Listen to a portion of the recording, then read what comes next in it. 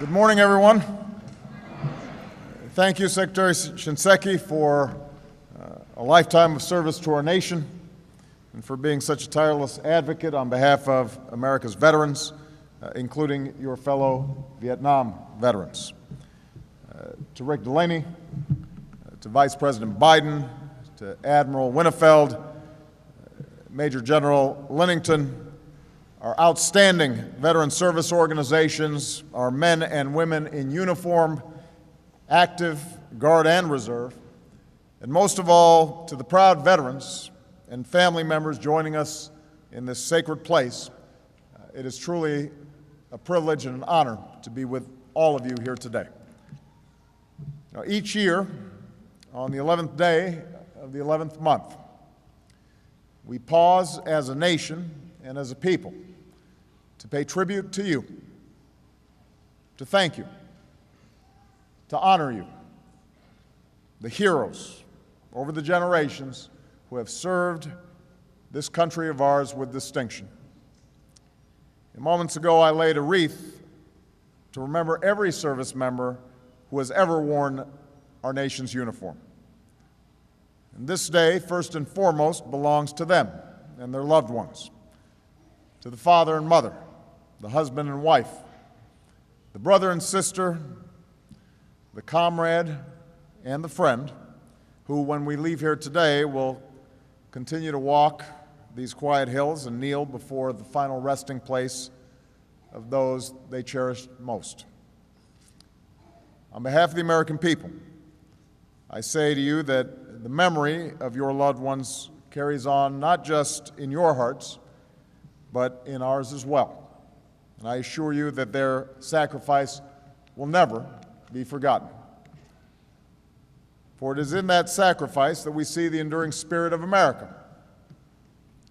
Since even before our founding, we have been blessed with an unbroken chain of patriots who have always come forward to serve. Whenever America has come under attack, you've risen to her defense. Whenever our freedoms have come under assault, you've responded with resolve. Time and again, at home and abroad, you and your families have sacrificed to protect that powerful promise that all of us hold so dear: life, liberty, and the pursuit of happiness.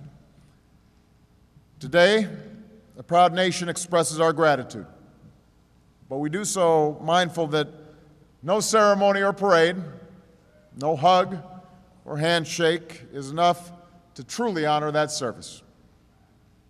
For that, we must do more. For that, we must commit, this day and every day, to serving you as well as you've served us.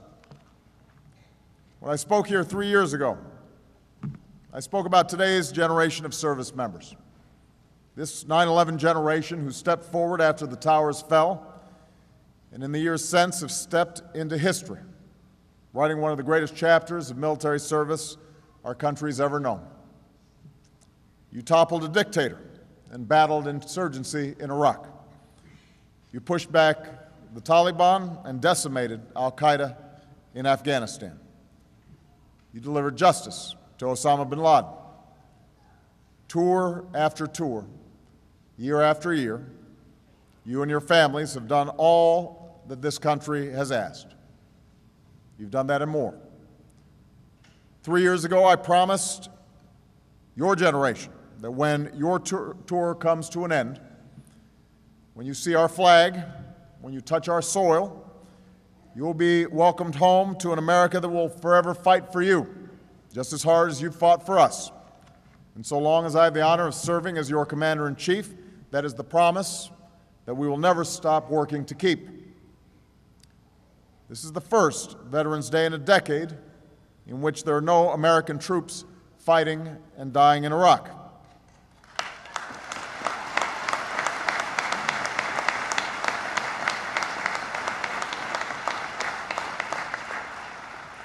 "33,000 of our troops have now returned from Afghanistan, and the transition there is underway.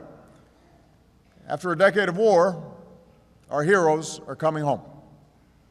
And over the next few years, more than 1 million service members will transition back to civilian life. They'll take off their uniforms and take on a new and lasting role. They will be veterans. As they come home, it falls to us, their fellow citizens, to be there for them and their families. Not just now, but always. Not just for the first few years, but for as long as they walk this earth. To this day, we still care for a child of a Civil War veteran. To this day, we still care for over 100 spouses and children of the men who fought in the Spanish-American War. Just last year, I came here to pay tribute as Frank Buckles, the last remaining American veteran of World War I, was laid to rest. Frank stepped up and served in World War I for 2 years, but the United States of America kept its commitment to serve him for many decades that followed. So long after the battles end, long after our heroes come home, we stay by their side. That's who we are, and that's who we'll be for today's returning service members and their families. Because no one who fights for this country overseas should ever have to fight for a job or a roof over their head or the care that they have earned when they come home.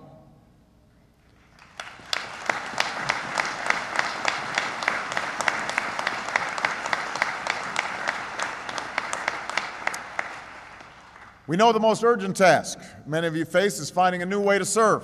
That's why we've made it a priority to help you find jobs worthy of your incredible skills and talents. That's why, thanks to the hard work of Michelle and Joe Biden, some of our most patriotic businesses have hired or trained 125,000 veterans and military spouses.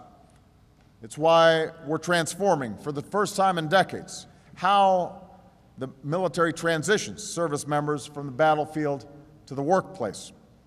And because you deserve to share in the opportunities that you defend, we are making sure that the post-9/11 GI Bill stays strong so you can earn a college education and pursue your dreams.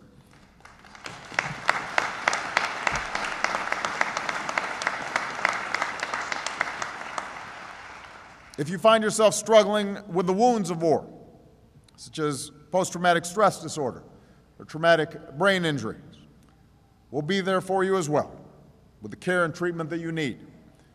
No veteran should have to wait months or years for the benefits that you've earned, so we will continue to attack the claims backlog. We won't let up. We will not let up.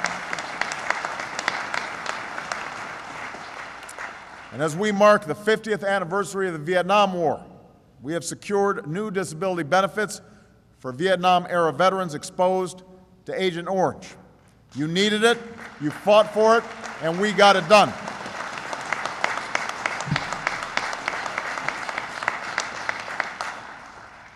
That's what we do in America. We take care of our own. We take care of our veterans. We take care of your families. Not just by saluting you on one day, once a year, but by fighting for you and your families every day of every year. That's our obligation, a sacred obligation to all of you. And it's an obligation that we gladly accept for Americans like Petty Officer Taylor Morris. 6 months ago, Taylor was serving our nation in Afghanistan.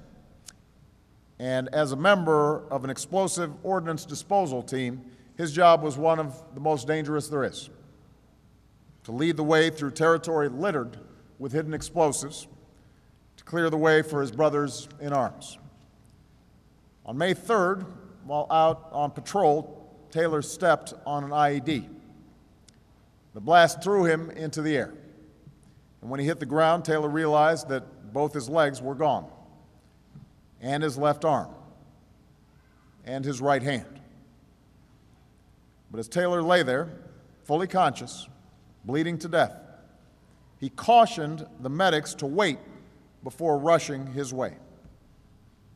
He feared another IED was nearby. Taylor's concern wasn't for his own life, it was for theirs. Eventually, they cleared the area. They tended to Taylor's wounds. they carried him off the battlefield.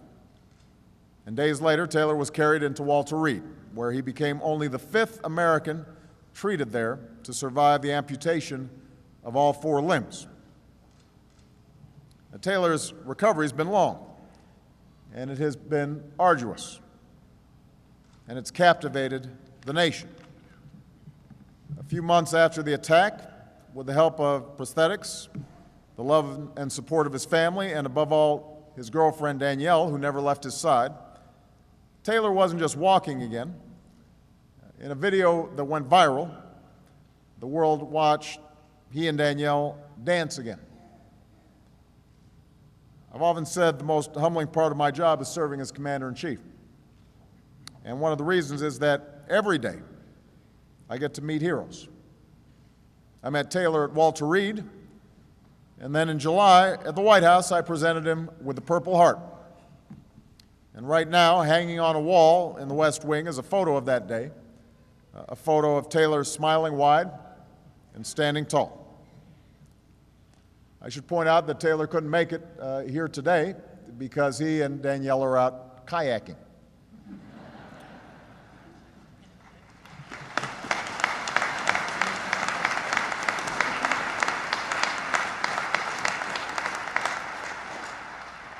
In Taylor, we see the best of America, a spirit that says, when we get knocked down, we rise again. When times are tough, we come together. When one of us falters, we lift them up. In this country, we take care of our own, especially our veterans who have served us so bravely and sacrificed so selflessly in our name. And we carry on knowing that our best days always lie ahead. On this day, we thank all of our veterans from all of our wars, not just for your service to this country, but for reminding us why America is and always will be the greatest nation on earth. God bless you. God bless our veterans. God bless our men and women in uniform. And God bless these United States of America. Thank you very much.